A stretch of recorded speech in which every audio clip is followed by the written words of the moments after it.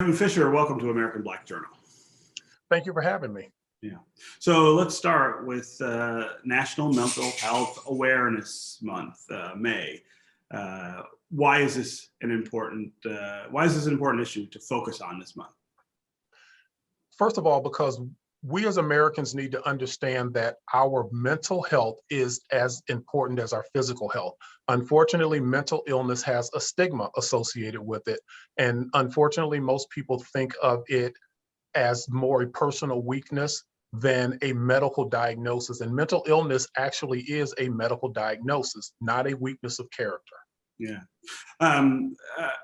The work that you're doing in this area is focused on the African American community as well, where this issue takes on a really different kind of dimension. Talk about why it's a different issue for us.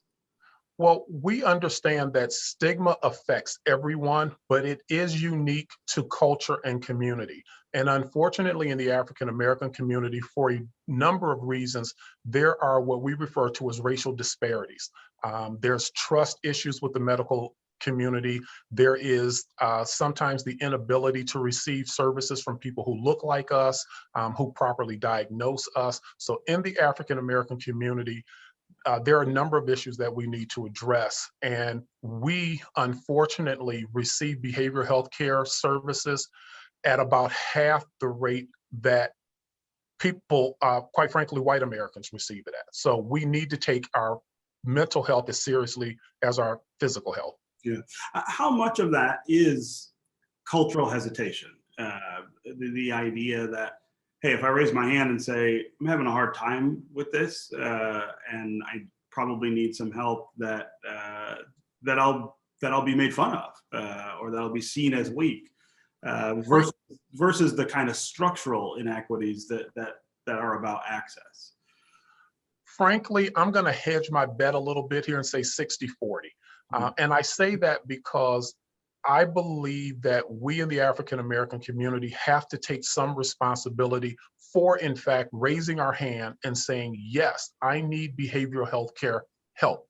It is one thing to say that our specific needs may not be being met. The cultural competency may not be there. Again, there's not enough behavioral health care professionals available nationally, and then certainly not enough behavioral health care professionals of color out there. But we can't let that stop us. We can't say that if I can't find an African American provider, I simply won't seek services. And then the other part of it is we need to encourage young African Americans to pursue a career in behavioral health care, because quite frankly, we're giving back to our community, and it's not a bad way to make a living. Yeah. I would also imagine that this has taken on a really different look during the pandemic, which of course affected the African American community more than other communities because of the inequities that exist, but also because it is itself an enormous stressor and a driver, I think, of the need for mental health care.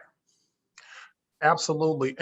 And amidst the COVID pandemic, we also finally recognize as a nation that racism is a public health crisis too. So African Americans are facing a pandemic on two fronts.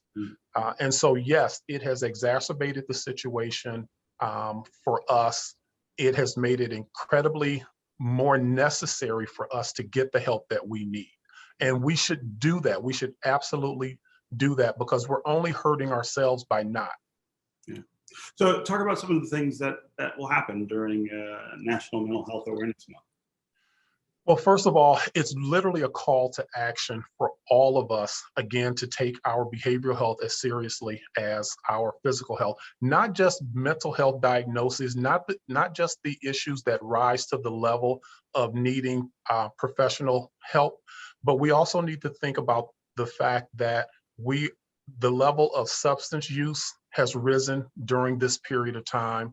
And so there are a number of things that we need to do to take care of ourselves. NAMI has been at the forefront for over 40 years of raising awareness and educating people about not only what is mental illness, what's the difference between mental health and mental illness, but what resources are available to us. And if there's one single thing that I would ask of us to do, it is let's set aside this stigma associated with getting behavioral health care help. If you need it, get it. And secondly, educating our communities, specifically communities of color, about what resources are available, because we always hear about the lack of resources, but the fact of the matter is there are resources available in our communities that we need to take advantage of. I also want to give you a chance to talk about your personal connection to this issue, which is, a difficult and tragic story, but often that's the inspiration for the kind of work that you're doing, the kind of activism that you're bringing to this issue. Tell us about your son.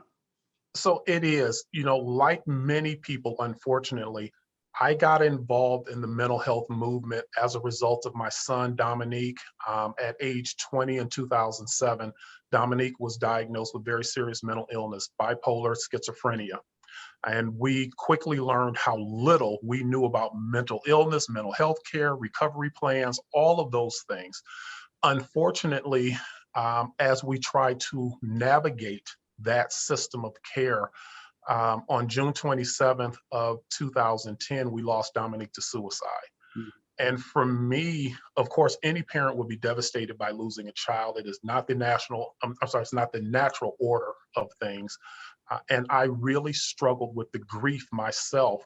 And so my wife actually found NAMI for me as a way to help myself by helping others. And so I started with NAMI as a volunteer in 2011, 2014. I assumed the responsibility as the state executive director. Along the way, we established the Kevin Fischer Memorial Foundation.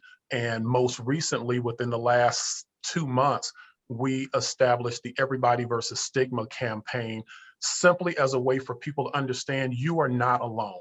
We are all in this together, and we want people to understand if you see someone wearing an Everybody versus Stigma shirt, you're not alone, and that's a person that you can talk to maybe, and they can help you receive the resources and help that you need. The Everybody versus Stigma campaign, which is depicted behind you there on the banner, and it's a takeoff on the Detroit versus Everybody logo, which I think most people here are familiar with.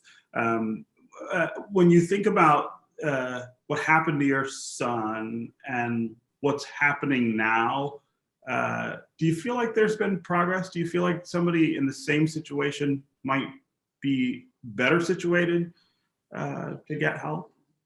I like to think so, yes. And what's really good about what I've seen happen over the last 10 years is that we're moving the needle not as fast as I like on reducing stigma, but there are a lot of legislative efforts to make resources more readily available. For example, Senator Stabenow has done a phenomenal job with the certified community behavioral health clinics, where anyone, and there are 14 of 24 in the state of Michigan, are located in Southeast Michigan.